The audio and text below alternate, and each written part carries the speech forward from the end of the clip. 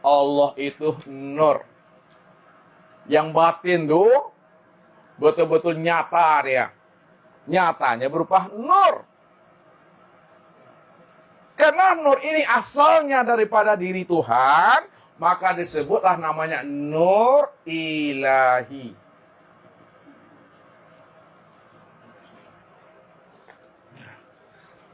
Karena nur ini asalnya daripada dirinya sendiri, maka disebut namanya dengan nur ilahi, nur Tuhan.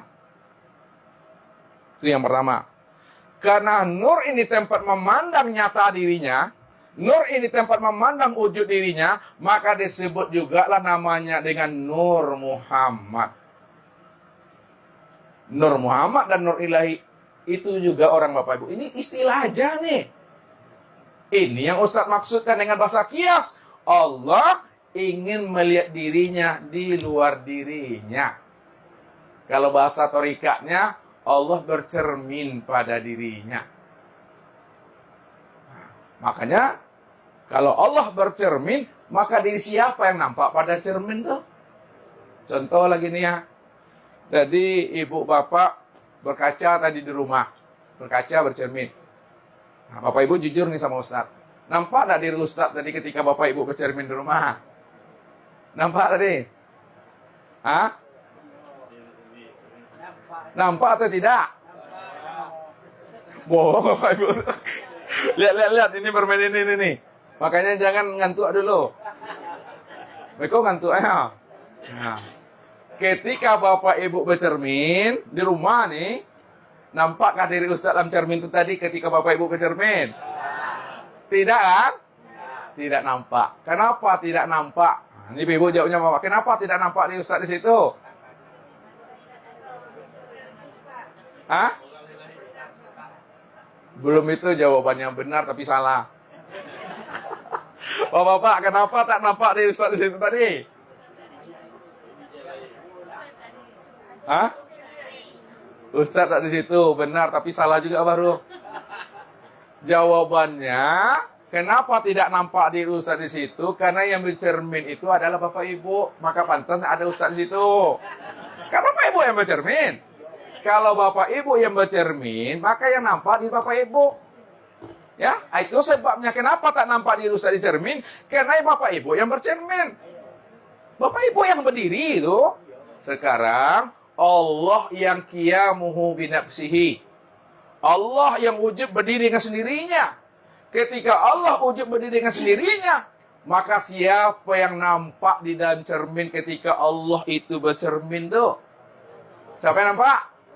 Yang nampak adalah diri Allah. Karena Allah yang bercermin. Nah, ini bahasa kias. Apa maknanya yang cermin tuh? Mana yang dikatakan cermin? Yang dikatakan cermin itu, lihat. Nah, ini, naikkan ke atas. Yang dikatakan cermin Allah, Allah ingin melihat dirinya di luar dirinya. Nur ini yang disebut namanya cermin Allah. Nih ya. Nur ini yang disebut namanya cermin Allah. Ya.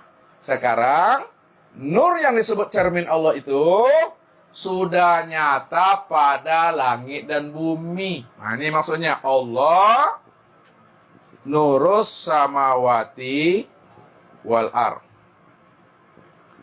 Allah tuh nur. Nur itu cermin Allah. Kalaulah nur itu cermin Allah, sekarang nur itu sudah nyata pada sekalian langit dan bumi. Rupanya langit dan bumi inilah yang disebut namanya cermin Allah. Kalaulah langit dan bumi ini disebut cermin Allah, maka cermin inilah tempat memandang nyatanya akan wujud diri Allah. Cermin inilah tempat memandang nyatanya mazhar Allah. Cermin inilah tempat memandang rupanya Allah. Ya. Namun kesempurnaan cermin Allah, kesempurnaan tempat memandang nyatanya wujud Allah, maka sempurnalah pada insan. Insan itulah sempurnanya tempat memandang nyatanya akan wujud diri Allah. Itu bahasanya. Ya, sekarang kita sempurnakan bahasanya dari sisi ilmu syariat, thariqat, hakikat, dan ma'rifat. Lihat, kan Allah yang bercermin tuh.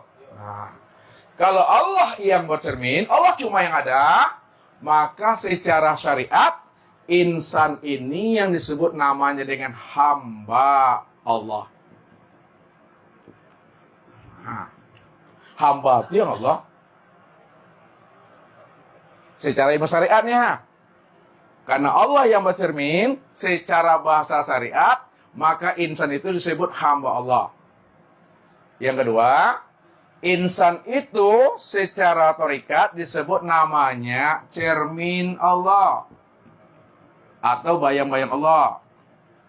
Insan itu secara ilmu hakikat disebut wujudullah, nyatanya Allah, wujudnya Allah. Insan itu secara ilmu ma'rifat tiada lain Allah, wasifati la ghairi, tidak lain adalah aku. Itu sempurna itu.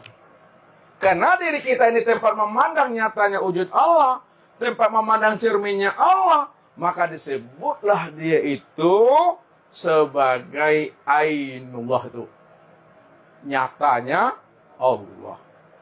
Tapi Bapak Ibu bukan Allah. Jangan menjadi Fir'aun 2024 mereka.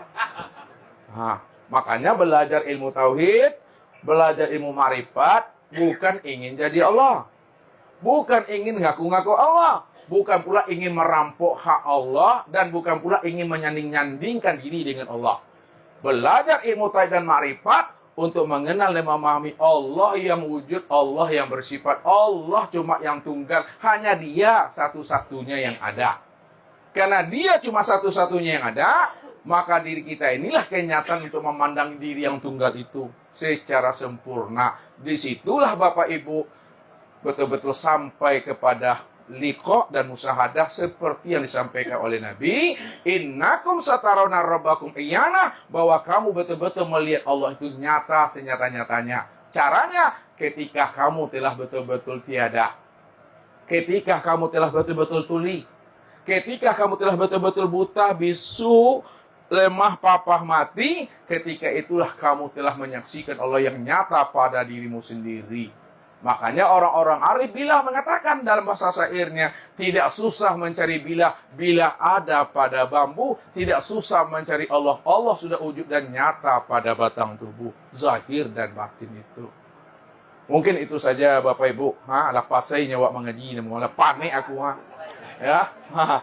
Mungkin itu. Sekarang kita buka pertanyaannya. Silakan Bapak Ibu. Billahi taufik wal hidayah. Wassalamualaikum warahmatullahi wabarakatuh.